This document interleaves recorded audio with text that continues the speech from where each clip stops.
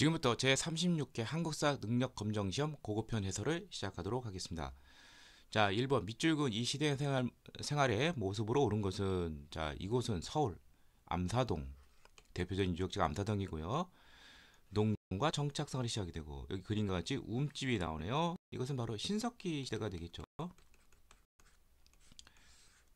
자, 신석기 시대에서 이제 제일 많이 물어보는 것은 농경과 이제 목축이 시작이 된 거, 그 다음에 움집, 그리고 또 하나가 아 이제 그 토기가 사용이 시작이 됐죠. 처음으로 식량을 저장하기 위해서 대표적인 토기는 이제 빗살무늬 토기고, 그보다 앞서서도 이른 민무늬 토기라든지 덧무늬 토기가 나왔고요.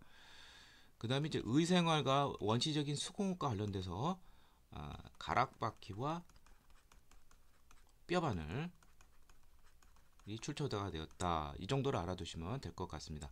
자, 그래서 정답은 쉽게 1번이라는 걸 알 수가 있죠. 빗살무늬 토기에 식량을 저장하였다. 자, 나머지 보도록 하죠. 소를 이용한 깊이가리, 신경법이라고 하는데, 이것이 일반화된 시점은 고려 시대가 되겠고, 명도전 중국 전국 시대에 연나라 북경 근처에 있었던 연나라의 화폐가 바로 명도전이고, 반량전은 전국 시대를 통일한 진나라의 통일된 화폐죠. 자, 이런 중국 화폐가 사용되기 시작한 때는 철기 시대 이후가 됩니다. 이것은 중국과 교류의 그러한 증거가 되겠고요. 많은 인력을 동원하여 거대한 고인도를 축소한 시기는 정치 권력, 군장이 나타난 청동기 시대가 되겠고, 거푸집, 청동을 주저하는 틀인 거푸집을 이용하여 세형 동검, 우리나라의 독자적인 청동검이죠. 그 이전에는 요령식 동검이라고 불리우는 비파형 동검을 사용했는데, 이것이 출현하는 시기는 후기 청동기 또는 이제 초기 철기라고 이제 볼 수가 있습니다. 정답은 1번이 되겠습니다. 2번 가나 나라에 대한 설명으로 옳은 것은, 자, 출전이 삼국지 동의전입니다. 그렇다면 초기 국가 철기 문화의 기반을 둔 부여 고구려 옥조 동의 삼안에 대해서 이제 묻는 문제가 됩니다. 자, 그러면은 한번 대략 위치가 어떻게 되냐면, 자, 여기 이제 백두산이 이제 백두산에 이제 송화강이 흐르죠. 제일 북쪽에 있는 나라가 이제 부여가 되겠죠. 송화강 중상류에 자리 잡은. 자, 그리고 그 아래에 압록강 지류 동강강 쪽에 고구려. 자, 근데 이 나라는 고구려의 개마대산, 개마곤 동쪽에 있다. 개마곤이 여기 있으니까 이 동쪽이면 여기가 옥조가 되겠죠. 예, 그 아래에 이제 동해가 있겠고, 이제 삼안이 있는데 충청 전라 쪽에 마한, 그다음에 이제 경상도 북쪽에 진안, 경상도 아래쪽에 이제 변안이 있죠. 자, 그렇다면 여기는 이제 옥저가 되겠네요. 동쪽에 있고, 북쪽은 음루, 부여, 남쪽은 예맥. 예맥은 이제 바로 동해를 말하는 것이고, 자, 사람이 죽으면 감회장을 하는데 시신만 겨우 묻었다가 다 썩어 문드러지면 유골을 거두어 과관에 모두 안치했다. 가족 공동묘에 독특한 풍습이 있던 나라죠. 그리고 옥주는 유일하게 제천 행사가 없는 나라입니다. 초기 국가 중. 자, 머뭇은 남쪽으로는 진안에, 동쪽으로는 큰 바다에, 그리고 특산물이 단궁, 반어피, 과하마가 나온다. 이것은 동해에 대한 설명이 되겠습니다. 자, 옥저와 동해에 대한 설명인데요. 자, 하나씩 보도록 하죠. 10월에 무천이라는 행사를 열어 제천 행사를 주관하였다. 옥저는 제천 행사가 없댔죠. 동해에 대한 설명이죠.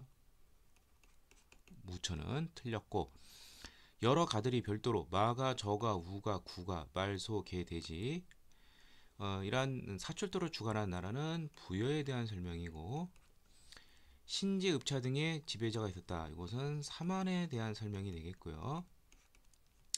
근데 이 옥조하고 동해는 왕이 없습니다. 대신 이제 읍군 삼노라는 이제 명칭을 가진 군장이 존재했죠. 그러니까 틀렸고, 음락 간의 경계를 중시하는 체커가 있었다. 자, 동해가 가장 폐쇄적인 나라예요. 그래서 두 가지 풍습을 알아야 되는데, 조계훈과 그다음에 여기 나온 체커 제도, 각 부족마다 경계를 정해놔서 침범 없이 배상케 하는 제도가 되겠죠. 자, 그래서 정답은 4번이 되겠고요. 자, 제사장인 천군과 신성 지역인 소도가 있어서 재정이 분리된 나라. 이것은 사만에 대한 설명이 되겠습니다. 자, 여기 나온 신제, 읍차 등의 부뢰 등의 이러한 군장이 있고 천군이란 제사장이 있는데, 이 천군이 다스리는 지역의 소도에는 범죄자가 들어와도 정치 권력이 잡아가지를 못했습니다.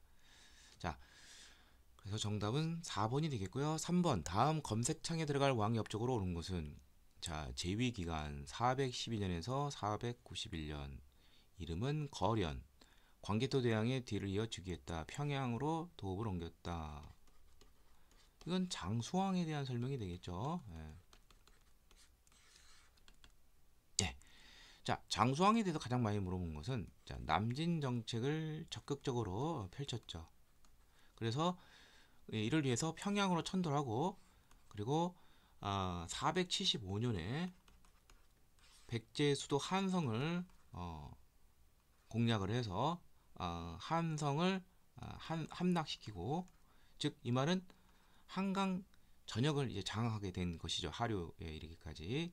그리고 이때 이제 계로왕이 이제 죽임을 당하고 백제는 웅진으로 천도하게 되었습니다. 자, 그래서 정답은 4번이 되겠고요. 자, 나머지 업적 보도록 하죠. 수의 군대를 살수에서 크게 물리쳤다. 자, 이것은 이제 612년 을지문덕이 있는데 당시 왕은 영양왕이 되겠습니다.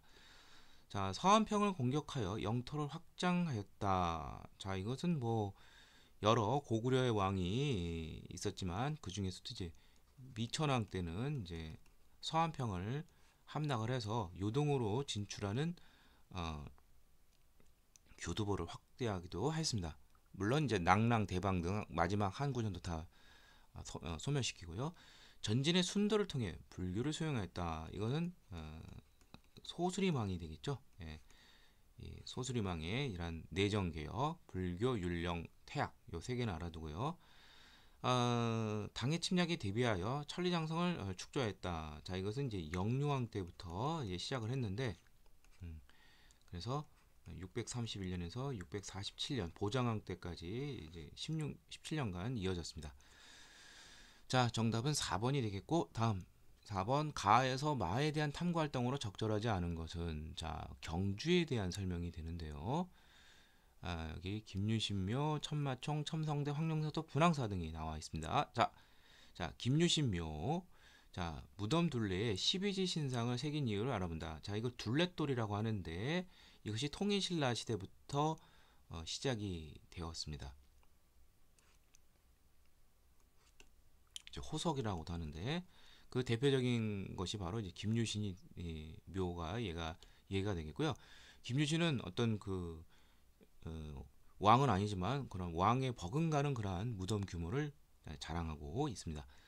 자, 그 다음에 천마총이 되는데 돌무지 덧넘 무덤의 내부 구조와 특징을 검색한다. 자, 신라는 고분 양식이 처음에는 돌무지 덧널 무덤입니다.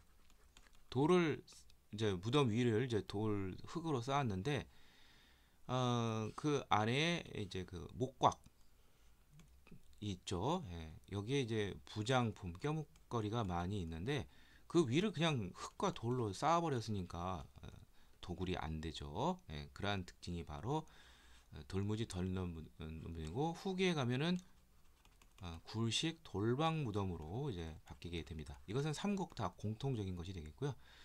자, 이제 그러한 대표적인 무덤이 바로 뭐 천마총이라든지 황남대총이라든지 등등등이 되겠습니다. 그래서 이것도 맞는 내용이 되겠고요. 그 다음에 첨성대 무구정강 대다란이경의 발견 경위를 조사한다. 이게 틀렸네요. 그래서 정답은 3번이 되는데, 무구정강 대다란이경은 세계에서 가장 오래된 목판 인쇄물이 되는데 이것이 출토된 것은 불국사 3층 석탑, 이른바 석가탑이죠. 여기서 나오게 되었습니다.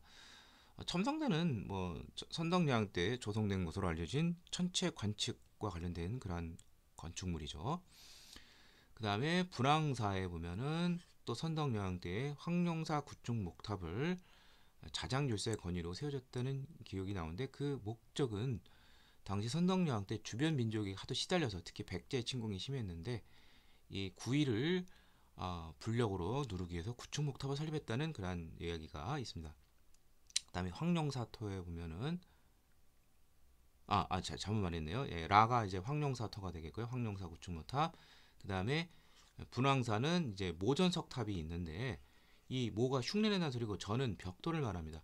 벽돌식 탑은 아니고 벽돌처럼 쌓은 것처럼 다듬어서 쌓은 것이다. 분황사 모전석탑 이것도 맞는 내용이 되겠죠.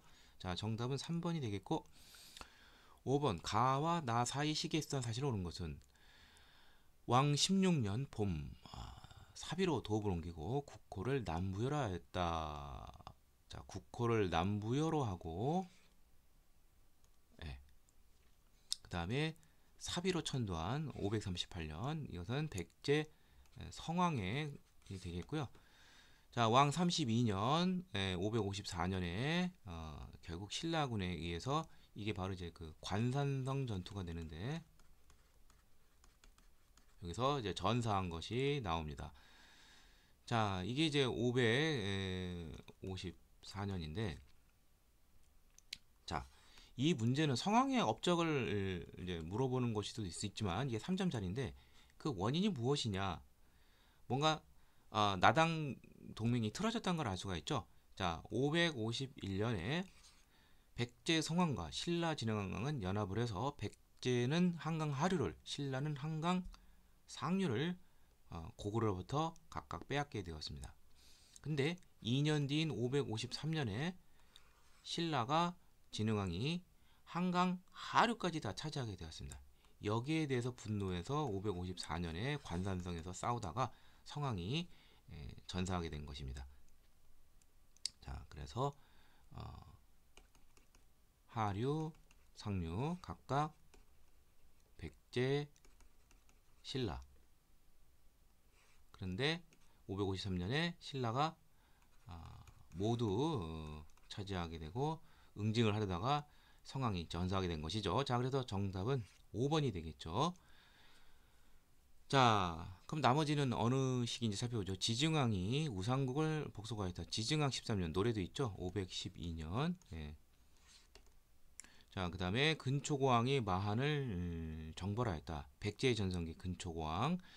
근초고왕의 제위 시기는 346에서 4세기 중후반의 인물이 됩니다.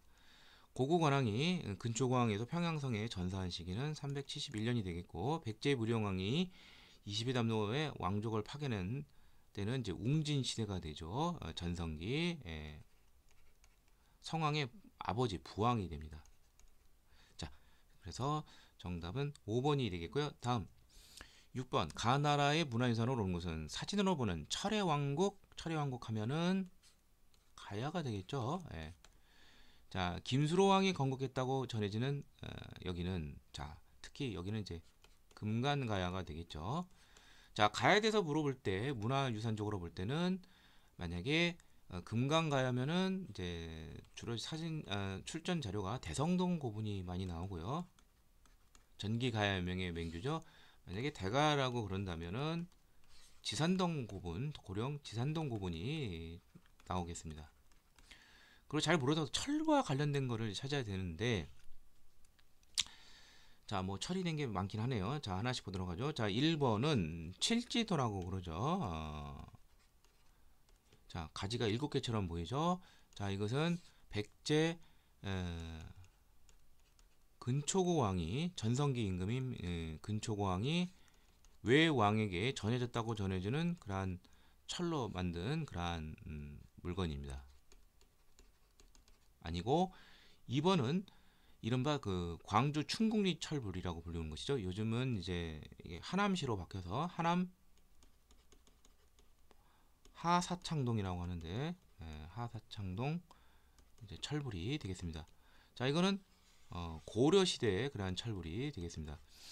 3번은 이른바 에밀레종이라고도 불리우는 성덕대왕 신종이 되죠. 예. 가장 그 아름답고 큰 비천상 무늬로 유명하죠. 예. 이건 뭐 통일 신라 시기가 되겠고, 자 4번이 바로 대성동 57호분 출토 종장 판 갑옷이 되겠습니다. 이 가야의 갑옷은 아주 유명하죠. 지산동에도 있지만, 자, 그래서 정답은 4번이 되겠고요. 5번은 경주 호우청이죠. 호우청 출토 청동 솥이 되는데, 여기에 밑면에 보면 국강산 광개토 호태지왕이라는 명칭이 나와서 당시 신라에 영향했던 고구려의 영향력을 우리가 알 수가 있습니다. 자, 정답은 4번이 되겠고요. 7번 교사의 질문에 대한 학생의 답변을 온 것은, 자, 이 나라의 중앙 통치제는 집사부, 병부, 위화부 등 총 14개 중앙부서가 운영이 되었다. 자, 집사부의 장관이 시중이 왕명을 받도록 국정을 수행했다. 감찰기구로 사정부가 있었고, 국학이라는 중앙교육기관이 신문학대 설치가 됐다. 바로 통일신라, 뭐 크게 보면 신라가 되는데, 자, 그러면 살펴보도록 하죠. 전국의 주요 무역에 12목을 설치했다. 이건 고려 시대죠. 고려 성종 때 최승로의 건의에 따라서 외관 12목을 처음 설치했고요. 자, 경제소를 설치하여 유향소를 통제했다. 자, 이것은 조선에 해당이 됩니다. 자, 유향소가 향촌 자치기구인데, 향촌에 있는 유향풍관을 통제하기 위해서 재경에 거하고 있는, 수도에 거하고 있는 고관들이 이제 경제소를 설치해서 운영을 하였습니다. 자, 국경 지역인 양계, 북계, 동계에 병마사를 파견한 나라는 고려가 되겠고요. 오도 양계의 군사행정구역. 자, 상수리 제도가 나오는 게 바로 통일신라가 들어갑니다. 상수리 제도는 상수 위로 올라가서 지키는 소리죠. 일정 기간 금성으로 와야 되죠. 그러면서 이제 지방서를 견제한 게 바로 통일신라가 되겠고, 이것은 후일 고려로 가면은 아예 그 자제들이 개경에 머무르게 하는 기인제도로 발전하게 됩니다. 정답은 4번이고, 각도의 관찰서를 보내 관할 고을의 수령을 감독했다. 이거는 조선이 되겠죠. 8번 밑줄건이 이 나라의 경제 상황에 대한 설명을 온 것은, 이 나라는 영주에서 영주가 오늘날 요녕성 조양이 되는데, 동쪽으로 이천리 밖에 위치했고, 동쪽으로는 바다에 닿고, 서쪽으로는 거란이 있고, 귀중에선 태백산 토끼, 남해 다시마, 책상에 된장, 막힐의 돼지. 자, 솔빈부의 말이 나오네요. 등등등. 이 밖의 풍속은 고구려 거란과 되게 같다. 그러니까 만주 쪽에 있다는 걸 우리가 알 수 있죠. 그것은 바로 발해가 되겠습니다. 자, 발해의 특산물 중에서 여기는 이제 추운 만주 지역이죠. 그래서 말, 목축 이런 것이 유명한데, 설빈부의 말이 유명하고, 담비가죽 등등등 이런 것들이 특산물입니다. 자, 그러면 이제 발해의 경제에 대해서 이제 물어보는 것인데, 자, 발해는 주변 국가와 교류하기 위해서 5개의 길, 오도가 있습니다. 무슨 거란도, 조공도, 뭐 일본도 그런 것처럼 신라하고도 교류하기 위해서 신라도라는 것이 이 동쪽 바닷가 쪽으로 이렇게 신라도가 이제 발해 문왕 때 조성이 되었습니다. 자, 그래서 정답은 바로 1번이 되겠고요. 자, 나머지는 어느 시기 이제 살펴보도록 하죠. 감자, 고구마 등 외래 작물이 구황작물로서 재배된 시기는, 이건 조선 후기가 됩니다. 해동통보, 사만통보 등 금속화폐의 통용이 적극적으로 추진된 시기는 고려가 되겠죠. 특히 고려 중기 숙종 때 주전도감을 설치해서 이러한 동전 외에도 뭐 활구라는 음병도 나오고, 성종 때는 건원중구라는 최초의 철전이 나오게 됐죠. 농사직설을 간행하여 우리 풍토에 맞는 농법을 정했다. 이건 조선 세종 때 간행된 동서이고, 자, 삼포를 열어 부산포, 연포, 제포, 일본과 무역을 허약하고 계약조를 체결한 사람 역시 조선 세종 때죠. 자, 정답은 1번이 되겠습니다. 9번 가에 들어갈 문화에서 나오는 것은, 국보 57호이고 전남 화순군 쌍봉사가 되겠네요. 자, 철감산사의 도윤의 사리를 모신 팔각원당형의 승탑이다. 승탑이니까 좀 조그만 탑이어야 돼요. 이런 거 안 되겠죠. 이런 거대한 탑. 1번 아니면 4번 둘 중에 하나처럼 보이기 시작하는데, 자, 밑이 팔각원당형이에요. 여기 보면 알겠죠. 예. 그래서 정답은 바로 1번이 되는데, 이게 바로 쌍봉사, 철감선사, 승탑이 되겠습니다.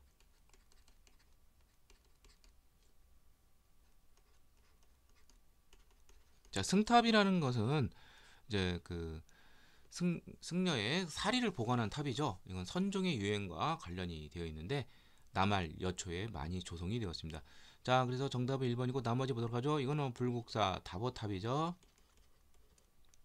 3번은 이제 그 발해 수도 상경에 소재한 석등이 되겠습니다.